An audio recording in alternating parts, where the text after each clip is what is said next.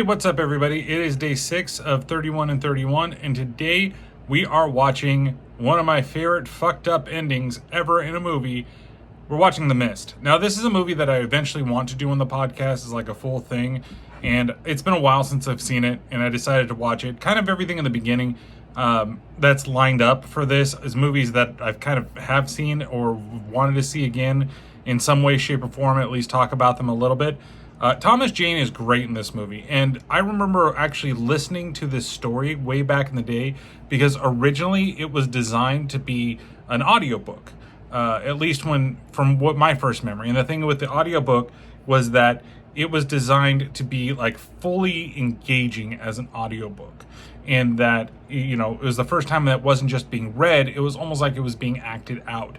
And it was really fucking cool. I loved that audiobook so much. And I remember like thinking that the ending of this movie, which I'm not going to spoil, was way different than the ending of the book.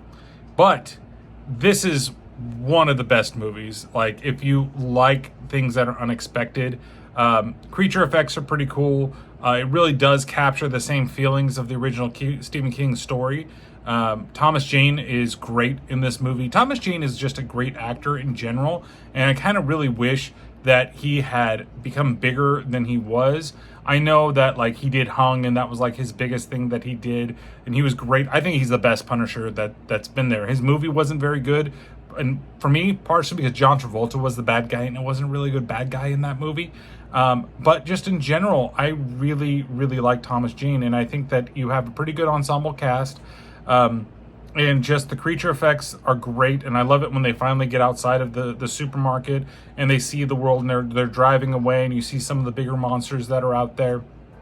And it's a compelling story, and it's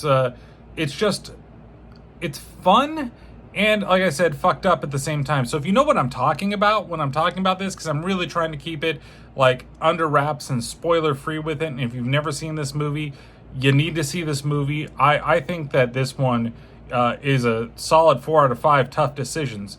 I just remember like, and the thing is I wish I had seen this in the theater. This is another one of those movies that when I first saw the trailer, I was like, I don't really know. Is it really going to live up to my expectations of what I remember from my childhood? And then I finally did sit down and watch it, and I was like, holy shit, I should have seen this in the movie theater, right? I don't believe that it actually did that well in the theaters, and I know that there's a weird cult following with it, but if you've ever been interested in seeing this movie, I totally would give it a shot. It's one of those movies where, again, you should know going into it that the ending is going to be fucked up, right? But I'm not going to tell you how. And I know everybody's going to tell you that it's got a fucked up ending, but I really want to stress it. And I just think that it's worth the watch all on its own. So that's it for today. We'll see what happens tomorrow on a 31 and 31 and for the rest of this week. All right. See you guys soon.